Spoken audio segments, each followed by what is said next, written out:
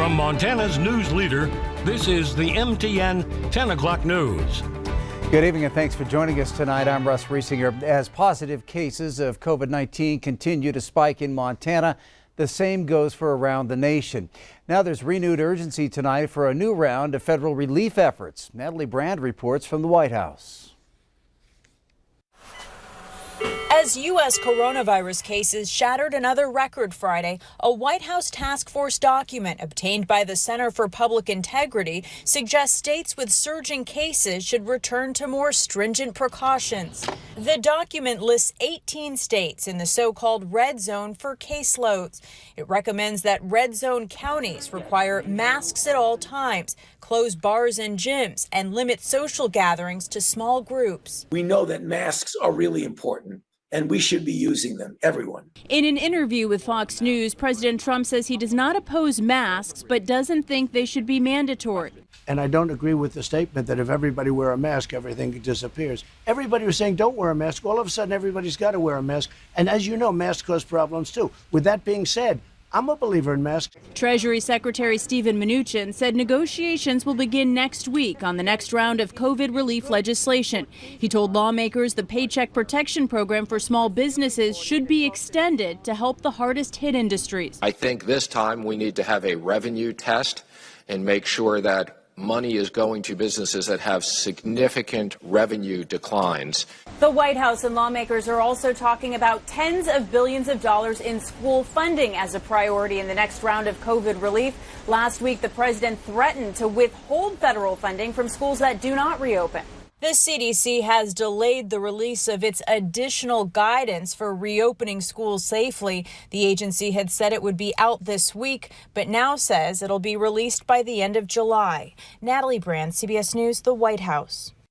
Presumptive Democratic presidential nominee Joe Biden released what his campaign called a roadmap to reopening schools today as well.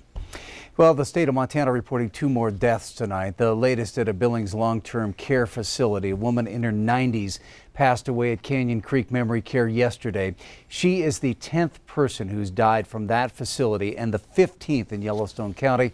There have been 37 deaths across the state now.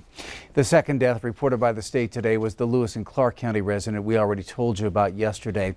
Today, the state confirmed 137 new positive cases. There are just over 1,100 active cases and 45 people are hospitalized. More than half of those hospitalizations are here in Yellowstone County. In Wyoming, the number of deaths climbed to 24 yesterday. A Fremont County man died in the hospital while battling COVID-19. He did have pre-existing conditions, making him more vulnerable to the virus. Total lab confirmed cases is approaching the 1,700 mark in Wyoming. Despite the uptick in cases, Montana's unemployment rate continues to improve, dropping almost 2 percentage points in June. Montana's unemployment rate now sits at 7.1%, which is well below the national rate of 11.1% and the 8th lowest in the country. Total employment increased by nearly 21,000 over the last month, which is a Montana record for most jobs gained in a single month. The unemployment rate in Yellowstone County came in at 6.7%, which is more than double than at this time last year. Belt tightening in Wyoming will mean furloughs and some state employees losing their jobs. Governor Mark Gordon announcing some deep budget cuts today. This after revenue projections showed a nearly $1 billion shortfall in the general fund and another $500 million shortfall for the school budget. Gordon approved a 10% cut for most state agencies, boards, and commissions. The Department of Health, with the state's largest budget, will see a 9% cut, totaling approximately $90 million. This will mean some services to the state's seniors, disabled, and low-income residents may be reduced or eliminated.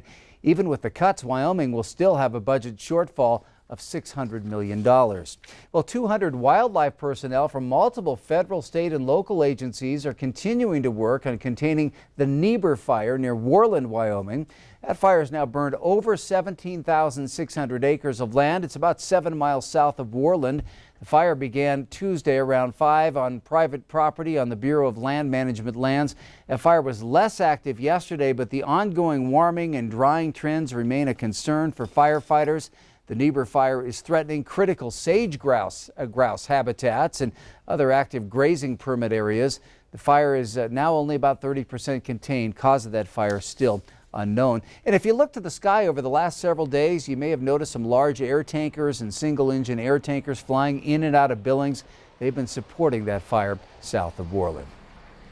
All right, and Bob McGuire joining us now. The weekend is here, and we're all happy for that. How's it looking? Well, there's a lot of folks. There's a lot of things going on. Big Sky State games. You got the brews and barbecues going on. But let me show you how things are shaping up. Tonight, it's going to be a little wet. We do have a chance for some rain showers, very slight chance of rain. But you'll notice it's 62 degrees. We do have some showers moving in from the west, southwest tonight. So we'll probably get some showers out of this. And then tomorrow and into Sunday, we're looking at temperatures warming up very nicely, but not too hot. It's going to be 84 degrees on Saturday. On Sunday, back up to maybe 86 degrees with mostly sunny skies. And so it's going to be a pretty nice looking weekend ahead. It's just starting off a little on the wet side. I like to think we're just kind of getting the rain out of the way, and then the rest of the weekend will be nice and cool, and probably one of the cooler Big Sky State games weekends we've had in a long time. Russ? All right, thank you, Bob. On Wednesday, the state of Montana mandated the wearing of face masks in counties with 4 or more COVID-19 cases to help reduce the spread of the virus, an action that has been both applauded and condemned. MTN's John Riley has more on the science behind using a face covering to prevent the spread of disease. The CDC, Montana Department of Public Health and Human Services, and every major hospital in Montana has called upon people to wear masks to reduce the spread of COVID-19, even before the governor's mandate. This week, President Trump was seen wearing a mask, and the First Lady has called upon Americans to wear masks. Nothing's foolproof, but what we're doing is putting another prevention measure in to decrease the spread of this disease. The most current data indicates COVID is most commonly transferred through respiratory droplets. Masks work as a barrier, and every time we cough, sneeze, but even speaking, the mask helps keep droplets from going as far. I decided to put that to a test. First, I placed a candle about 2 feet away and breathed normally, which caused the flame to flicker. While wearing a cloth mask, I couldn't get the flame to move, even when blowing at it. I also used some window cleaner to simulate a cough or sneeze onto a piece of paper. No mask, the paper got wet. With a mask, it was dry. I even tried it with a knitted mask and a bandana a few inches away, which showed they help capture the droplets. Dr. Holzman says we now know COVID-infected people can have a high virus load even when not showing symptoms. Viruses are incredibly small, but they have trouble surviving outside a host, and masks help catch them. We can make a difference. We really can. And I know there's a lot of political debate, and there's a lot of things that I'm probably not going to convince a person one way or the other. We have known ways that we can do something about it right now and could decrease the amount of suffering that's happening in our country for people who are getting this, to the deaths, to the suffering that's happening to the economy. Well, there are some people, such as those with severe asthma, who can't wear a face covering. Health experts say that's all the more reason for others to wear masks to help protect them. A local infectious disease doctor seems to be at odds with the statewide mask-wearing guidelines. Dr. David Graham, an immunologist with the St. Vincent Healthcare, says Montanans don't just need to wear masks and the governor's mandate is misguided.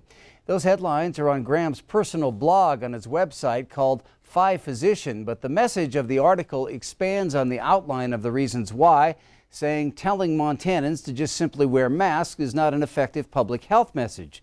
Instead, Graham says staying 6 feet away from another person offers the most protection against COVID-19.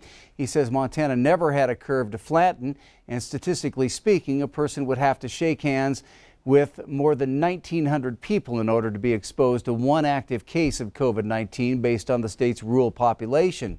But the doctor doesn't say doing away with masks altogether is a good idea either. He says bottom line, if you can't stay 6 feet apart from someone, then a mask should be used.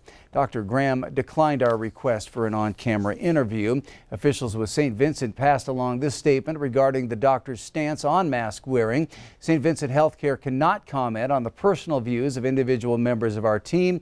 We have a universal mask wearing policy in place at St. Vincent that requires all patients, visitors, associates, and providers to wear a mask when at our facility at all times. They go on to say, we also strongly encourage our associates and providers to wear a mask, adhere to social distancing, and engage in frequent hand washing when they're not at work. Still to come on the MTN News at 10 o'clock, a day of celebration from the national anthem to a torch lighting to the Montana Mile. We're going to take you to the opening ceremonies of the 35th annual Big Sky State Games here in Billings. And in sports, with more and more uncertainty on the horizon, we look at what a canceled football season might do to the town of Missoula.